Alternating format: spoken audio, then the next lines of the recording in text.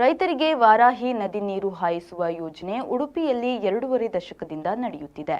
ಎಡದಂಡೆ ಬಲದಂಡೆ ಕಾಮಗಾರಿ ಪೂರ್ಣಗೊಳ್ಳುವ ಮೊದಲೇ ಇದೀಗ ಏತ ನೀರಾವರಿ ಯೋಜನೆಗೆ ಮಾಜಿ ಕಾಂಗ್ರೆಸ್ ಮಾಜಿ ಶಾಸಕರು ತಡೆ ತಂದಿರುವ ಆರೋಪ ಎದುರಿಸುತ್ತಾರೆ. ಈ ನಡುವೆ ಉಡುಪಿ ರೈತ ಸಂಘದ ನೇತೃತ್ವದಲ್ಲಿ ಇಂದು ಬೃಹತ್ ಪ್ರತಿಭಟನೆ ಹಾಗೂ ಜಾಥಾ ನಡೆಯಿತು.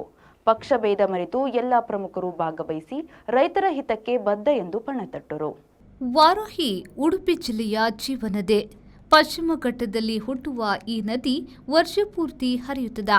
ಉಡುಪಿ ಜಿಲ್ಲೆಯ ಬೈಂದೂರು ತಾಲೂಕಿನ ಸಿದ್ದಾಪುರದ ಏತ ನೀರಾವರಿ ಯೋಜನೆಯ ವಿಚಾರದಲ್ಲಿ ಬಹುದೊಡ್ಡ ಚರ್ಚೆ ಆರಂಭವಾಗಿದೆ.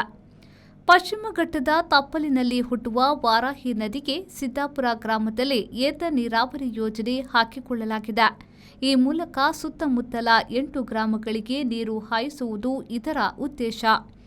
ಈಗಾಗಲೇ ಟೆಂಡರ್ ಪ್ರಕ್ರಿಯೆ ಮುಗಿದು ಕಾಮಗಾರಿ ಶುರುವಾಗಿತ್ತು. ಬೈಂದೂರಿನ ಮಾಜಿ ಶಾಸಕ ಗೋಪಾಲ್ ಪೂಜಾರಿ ತೆರೆಮರೆಯಲ್ಲಿ ಕಸರತ್ತು ನಡೆಸಿ ಇದಕ್ಕೆ ಸ್ಟೇ ತಂದಿದ್ದಾರೆ ಎಂಬುದು ಆರೋಪ. ಪಶ್ಚಿಮ ಘಟ್ಟದಲ್ಲಿ ಮತ್ತು ಕರಾವಳಿ ಭಾಗದಲ್ಲಿ ಬೀಳುವ ಮಳೆ ನೀರು ಸಮುದ್ರಕ್ಕೆ ಪೋಲಾಗುವುದನ್ನು ತಪ್ಪಿಸಲು ಏತ ನೀರಾವರಿ ಯೋಜನೆ ಜಾರಿಗೆ ತರಲಾಗಿದೆ. ಇದರಿಂದ ರೈತರ ನೀರಿನ ಸಮಸ್ಯೆಯ ಸಂಕಷ್ಟ ನಿವಾರಣೆಯಾಗಲಿದೆ ಎಂಬುದು ರೈತ ಸಂಘದ ಅಭಿಪ್ರಾಯ.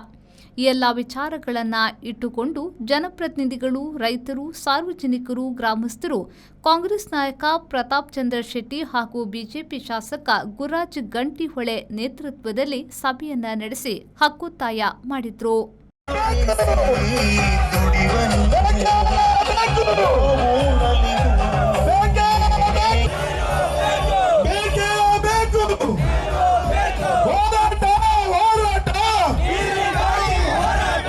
ಕೆಲಸವನ್ನು ನಾವು ಮಾಡ್ತೇವೆ. ಅರ್ಥ ಮಾಡಿಕೊಳ್ಳಿ. ಏನೇನೋ ಅರ್ಥ ಮಾಡಿಕೊಂಡು ರೈತರ ನೋವಿಗೆ ಕಾರಣರಾಗಬೇಡಿ. ಈ ಪ್ರಾಜೆಕ್ಟ್ ಇಲ್ಲ ಅಥವಾ ಆಗುವುದಿಲ್ಲ ಅಂತ ಅನ್ಯಾಯಕ್ಕೆ ನೀವು ಕಾರಣರಾಗಬೇಡಿ. ಇದೆಲ್ಲಕ್ಕಿಂತ ಹೊರತಾಗಿ ಶತಾಯಗತಾಯ ಆ ಪ್ರಾಜೆಕ್ಟನ್ನು ಆ್ಯಸ್ ಇಟ್ ಈಸ್ ಎಕ್ಸಿಕ್ಯೂಟ್ ಆಗಲಿಕ್ಕೆ ನಿಮಗೆ ಎಲ್ಲ ರೀತಿಯಿಂದ ನಾವೆಲ್ಲರೂ ಸಿದ್ಧರಾಗಿದ್ದೇವೆ. ನಿಮಗೆ ಹಿರಿಯರ ನೇತೃತ್ವ ಇದೆ, ಕಿರಿಯರ ಹೋರಾಟ ಇದೆ, ಜನರೆಲ್ಲರ ಬೆಂಬಲ ಇದೆ. ಹೋರಿಹಬ್ಬೆ ಡ್ಯಾಂನ ಮೇಲ್ಭಾಗದಲ್ಲಿ ಜಾಕ್ವೆಲ್ ಅಳವಡಿಸುವುದು ಏತ ನೀರಾವರಿ ಯೋಜನೆಯ ಪ್ರಮುಖ ಕಾಮಗಾರಿಯಾಗಿದೆ. ಜಾಕ್ವೆಲ್ ನಿರ್ಮಾಣವಾದರೆ ಖಾಸಗಿ ವಿದ್ಯುತ್ ಘಟಕಕ್ಕೆ ಅಡ್ಡಿಯಾಗುತ್ತೆ ಅನ್ನೋದು ವೈಯಕ್ತಿಕ ಹಿತಾಸಕ್ತಿಯಾಗಿದೆ. ಖಾಸಗಿ ವ್ಯಕ್ತಿಯೊಬ್ಬರ ಲಾಭಿಗೆ ಮಣಿದು ಸರ್ಕಾರ ಏತ ನೀರಾವರಿ ಯೋಜನೆಗೆ ತಡೆ ಉಂಟು ಮಾಡಿದೆ ಎಂದು ರೈತರು ಗಂಭೀರ ಆರೋಪವನ್ನ ಮಾಡಿದ್ದಾರೆ. ಡ್ಯಾಂನ ಕೆಳಭಾಗದಲ್ಲಿ ಜಾಕ್ವೆಲ್ ನಿರ್ಮಿಸಿ ಅನ್ನೋದು ಸರ್ಕಾರದ ನಿಲುವು. ಆದರೆ ತಾಂತ್ರಿಕ ಮಾಹಿತಿ ಆಧಾರದಲ್ಲಿ ಯೋಜನೆ ರೂಪಿಸಿದ್ದು ಮೂಲ ಯೋಜನೆಗೆ ಅಡ್ಡಿಪಡಿಸುವುದು ಸರಿಯಲ್ಲ ಎಂದು ಹೋರಾಟಗಾರರು ಕಿಡಿಕಾರಿದ್ದಾರೆ. ನನ್ನ ಹೆಸರು ಸುದರ್ಶನ್ ಶೆಟ್ಟಿ ಅಂತ, ಸಿದ್ದಾಪುರದವನೇ. ಮೂಲತಃ ಸಿದ್ದಾಪುರದವನು, ಕೃಷಿ ಕುಟುಂಬದಿಂದ ಬಂದವನು.